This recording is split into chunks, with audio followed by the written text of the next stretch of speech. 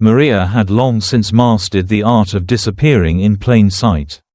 In the sprawling estate of the Callaways, where every corner gleamed with polished elegance and every hour was curated like a luxury brochure, Maria moved like breath through glass, silent, invisible, unnoticed. She was 32, born mute, and had worked in the mansion for over 6 years. No one could recall the precise day she'd been hired. She had always just been there. Richard Callaway, the silver-haired patriarch of the house, was a titan of investment. His wife, Evelyn, in her mid-40s, was radiant in that effortless, curated way of women who understood wealth and attention. Her beauty was cold, perfect, like a diamond locked in glass. And Thomas, the new gardener, was young, broad-shouldered, with sun-warmed skin and the kind of smile that made Evelyn tilt her head just so. Maria had noticed it first in the way Evelyn lingered by the hedges. The way her laugh, too high, too practiced, rippled out toward the man pruning roses. Thomas, always polite, said little, but there was a tension to his silence, a deliberate care in where his gaze landed and how long it stayed. Maria, always with a rag in hand or a tray of tea, began to find herself in the periphery of moments that weren't meant for anyone else's eyes. A lingering hand on an arm, a whisper too soft for walls to catch, a glance stretched a second too long. Evelyn acted with the boldness of someone performing in a room she believed was empty. Because to her, Maria didn't count, a maid who couldn't speak, couldn't repeat, couldn't betray, but Maria had ears, and Maria had eyes, and more importantly, Maria had a mind sharpened by years of observation and silence. One afternoon, walking in from the west garden, she saw it, Evelyn's hand on Thomas's cheek, her lips too close. He didn't pull away. Maria said nothing, she never did, but that night, in the privacy of the laundry closet, she took out the small audio recorder she'd hidden behind the linens. The next day, she slipped an old phone, its cracked screen now her window to the truth, into the folds of her apron. She began to record. Each day, as Evelyn and Thomas fed the embers of their affair, Maria gathered sparks, audio clips, photographs, names whispered, promises exchanged under the wisteria. Evelyn grew reckless, Thomas grew nervous, and still, Maria said nothing. Occasionally, Thomas would catch her eyes from across the garden. There was something haunted there, something pleading. He looked like he wanted to say something, to confess, perhaps, but then he would turn away, swallowed by the trellis of deceit he was entangled in.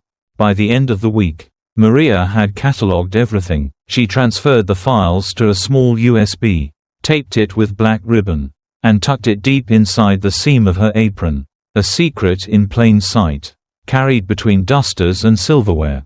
That night, in the solitude of her modest room behind the kitchen, she opened her worn notebook.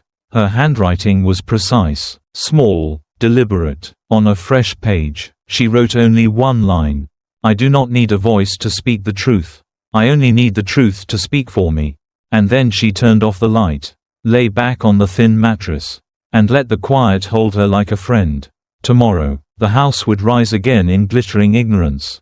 And Maria, the silent witness, would be ready. The heat of early summer hung thick over the Callaway estate. And with it, so did the weight of secrets blooming like weeds. Evelyn had grown bolder, where once she had been content with whispers and glances. Now she allowed herself indulgences in broad daylight. In the garden, where jasmine twisted around wrought iron trellises, she pressed her lips to Thomas's with the recklessness of someone who no longer feared consequences. Thomas responded, hesitantly at first, but increasingly with something darker than desire. It was resignation. They exchanged handwritten notes passed under empty teacups. They disappeared for long stretches into the toolshed, emerging disheveled and flushed. Evelyn's perfume began to linger in the gardener's quarters. To everyone else, it was gossip, but to Maria, it was evidence. Richard Callaway, meanwhile, was consumed with plans for his upcoming 50th birthday, a grand affair that would bring together the city's elite. The manor bustled with florists, caterers, and event planners. In the middle of it all, Evelyn carried herself like a queen, unbothered by the ants beneath her feet. Thomas, however, began to unravel. He grew quieter, his smiles faded. When Maria passed him in the corridor, he looked at her not with guilt, but with pain. She recognized it immediately. One evening, while tidying the study, Maria noticed a photograph had fallen behind the desk. She retrieved it carefully. It was a wedding photo, Evelyn, radiant in white, beside Richard, and in the far background, blurred but unmistakable, stood Thomas. He was younger, his hair longer, but his eyes unchanged. He hadn't been a stranger to the estate. He had been a guest. That night, long after the house had gone still, Maria crept to the filing cabinet in the back office. She checked the staff records. Thomas's name did not appear. Not once. He was not hired through official channels. There were no tax forms. No ID copies. On paper, Thomas did not exist. Later, while replacing linens in the servants' quarters, Maria found Thomas waiting in the shadows of the storage room. He didn't speak at first. He simply looked at her, really looked at her, with eyes that seemed to beg for forgiveness. He placed a hand on his chest, then pointed gently toward her. His voice, when it came, was a broken whisper, "Forgive me." Maria's breath caught. A rush of memories, long buried, crashed into her chest. The man she had once loved, a summer years ago. Laughter in the orchard, a kiss stolen beneath the old elm tree. And then, one day, he was gone. No explanation, no farewell, only silence. And with his silence, she had endured more than heartbreak. There had been a child, unborn, unseen, lost to grief and loneliness. Now he stood before her, not as the stranger who'd captured Evelyn's gaze, but as the ghost of the man who had once promised her everything. Maria didn't cry, she couldn't scream, but inside, the quiet grew louder. Something shifted in her bones. Not anger, not love, something sharper, the quiet resolve of a woman who had watched long enough. As she left the room, her fingers brushed the USB in her apron pocket. It was time the garden of lies bore fruit. And the party was only days away. The day before Richard Calloway's grand birthday celebration arrived not with fanfare but with a kind of silent storm. Maria, the maid no one ever truly saw, moved through the estate like a whisper, but in her pocket was something heavier than gold, a small USB drive. The vessel of everything unspoken, the stolen kisses in the rose garden, the late-night trysts in the toolshed, the murmured promises in bedrooms dimmed with betrayal. Maria had documented it all, audio, photos, dates, and now it was time. She placed the USB into a cream-colored envelope. On the front, in her careful handwriting, she wrote a single line, "Truth speaks even when I cannot." Then, like always, she vanished into the background. She left the envelope on Richard's personal desk, beneath a stack of party menus. She knew he would find it. Whether he chose to open it before the event was another matter. As the house transformed into a vision of celebration, caterers arranging hors d'oeuvre on silver trays, florists weaving garlands across balconies, a jazz band tuning instruments in the garden, Maria polished glasses in the corner. Silent as moonlight, Evelyn glided through it all in a silk dress. Laughing too loudly, sipping champagne too early, she kissed Richard on the cheek with the poise of a woman untouched by guilt. Thomas, however, was a man unraveling. His eyes flicked between Evelyn and Maria, shadowed with something unreadable. When the sun dipped behind the hills, the celebration began. Guests in tailored suits and glittering gowns filled the estate. Laughter echoed against marble columns. Waiters weaved through the crowd. Maria, dressed in a plain black uniform, stood beside the bar with her head bowed. Unnoticed, unseen, Richard took the stage beneath strings of golden lights. He raised a glass to thank his guests, to honor his family, to mark his 50 years with grandeur. And then, with a nod to the AV technician, he said, "A short video, some family memories." The screen flickered. Guests turned toward the projection. At first, it was expected, Evelyn and Richard in Paris, young and laughing, their wedding, their son's graduation. But then, the footage shifted. Evelyn in the garden, fingers entwined with Thomas's. Evelyn in the toolshed, pressed against his chest, whispering something that made him close his eyes in guilt or pleasure, or both. Evelyn in the study, arching her back as Thomas's hands pulled her close. And then, unmistakably, the audio, Evelyn's moans.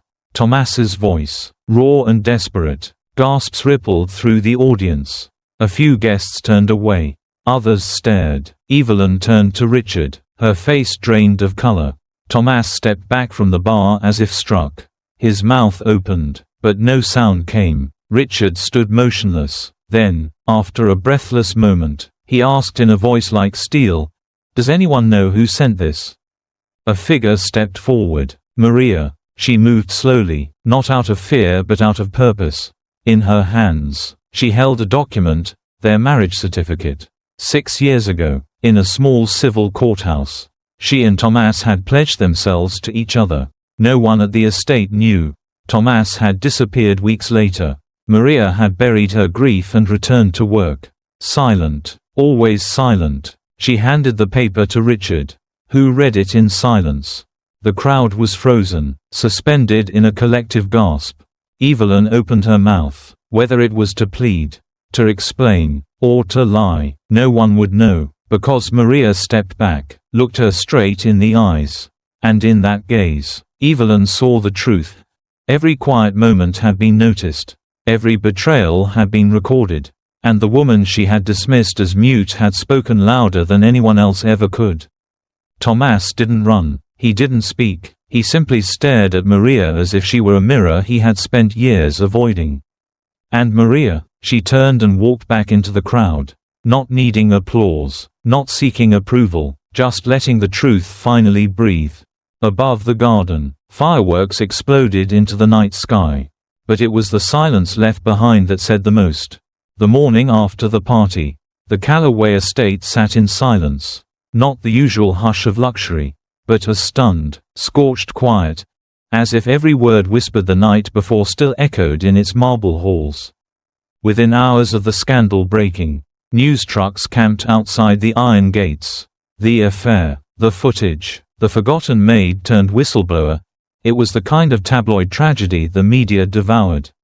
Headlines read like fiction: heiress exposed in garden scandal, silent maid, explosive secret, the party that ended it all.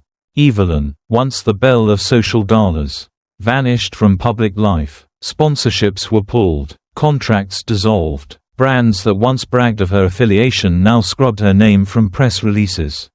She lived as a shadow in her own estate, her name now synonymous with disgrace. Thomas fared no better. Questions about his identity surfaced quickly. Without proper documentation, he was detained for immigration violations. On top of that, Richard filed charges of fraud, claiming Thomas had entered the household under false pretenses to exploit wealth. The man who once lingered in sunlight, trimming roses with quiet hands, now sat behind steel bars, his future as tangled as the vines he once nurtured. Maria watched it all unfold from a distance. She didn't gloat, she didn't cry, she sat at the window of her small servants' quarters, watching the reporters swarm, the police arrive, the whispers bloom and rot in the same breath. In her journal, she wrote one line: "Silence is not weakness. It is choice." Richard found her there, 3 days after the party. No guards, no pomp, just an aging man, stripped of pride. He stood at her door like a student asking forgiveness. "I should have seen you," he said, "all these years. You were right there." Maria said nothing, only tilted her head, waiting. "I owe you," he added. "Name it, money, reference, anything." She shook her head, slowly, graciously, and with it, dismissed a decade of invisibility. There was nothing he could give her now that hadn't already been lost. A week later, Maria left. She packed one small suitcase. Her journal, an old pocket watch, a gift from her father, and a torn wedding photo, folded once across the middle. No one saw her go.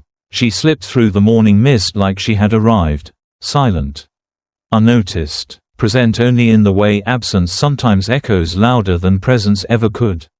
From the back of the bus, Maria looked out the window.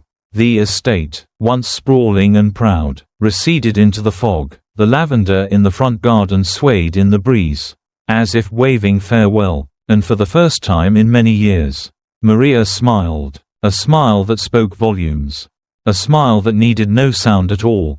1 year after the night that shattered illusions and set truths ablaze, Richard Calloway did something no one expected from a man once known for his luxury, power, and stoic pride. He built a sanctuary. It stood not behind gilded gates or velvet curtains, but at the heart of the city's immigrant district, a modest, sunlit space called Maria's Voice. The center wasn't glamorous. There were no chandeliers or champagne galas, but on its walls were framed portraits of workers, cooks, cleaners, gardeners, drivers, and at its core was a story Richard told at every fundraiser, school visit, and policy meeting, the story of a woman who never spoke a word, but who had the courage to say what no one else would. He never mentioned Evelyn by name. She had vanished into the folds of foreign headlines, retreating to Europe under a new surname, selling off shares, and slipping into silence more permanent than Maria's had ever been. She became a ghost in every social circle she once dominated, her name now synonymous with betrayal in hushed whispers. Thomas, too, disappeared, but not in exile by choice. His forged documents were exposed, his connections severed. He was deported quietly, stripped of rights, vanishing into a system that rarely left trails. No one knew where he went. No one asked. Maria, meanwhile, did not seek revenge or riches.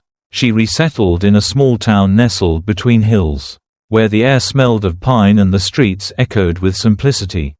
She found a job at a flower shop, a humble one-room space filled with the scent of lilies and lavender. There, she watered petals and arranged bouquets for weddings she would never attend and funerals she would never cry at. It was a peaceful life, not glamorous, not loud, but hers. One crisp morning in early spring, a package arrived without a return address. The handwriting was unfamiliar, but the weight of the box felt strangely known. She opened it slowly, carefully, like peeling back the past. Inside, cushioned in old newspaper, was a small black recording device, the one she had used so long ago. Thought lost in the storm of that unforgettable night. She turned it over in her hand, breath catching in her throat. With trembling fingers, she pressed play, crackling static, then the sound of wind, a deep inhale, and then, Thomas's voice, softer than she remembered, and infinitely sadder. Maria, I don't deserve your forgiveness. I never did. I should have stayed. I should have fought, but I was afraid. Afraid of who I was. Afraid of what I'd lose. You were always the strong one. You were always the voice between us. Even without sound. I'm sorry. You've always been the only truth I ever knew. Silence. Then a whisper. You were my voice. And now, I hope this helps you find yours.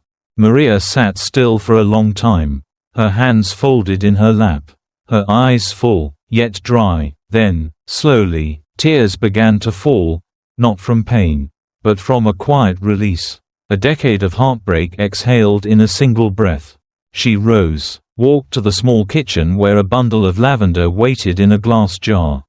She arranged the flowers with deliberate care, as if composing a poem from stems and color.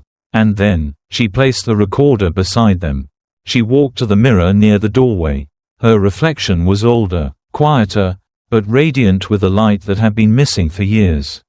With one gentle finger, she wrote across the fogged glass from the tea kettle, I am not silent anymore. No audience, no applause, just the truth. The screen fades to black. White letters appear. Justice has many voices, even the silent ones. And then, only stillness.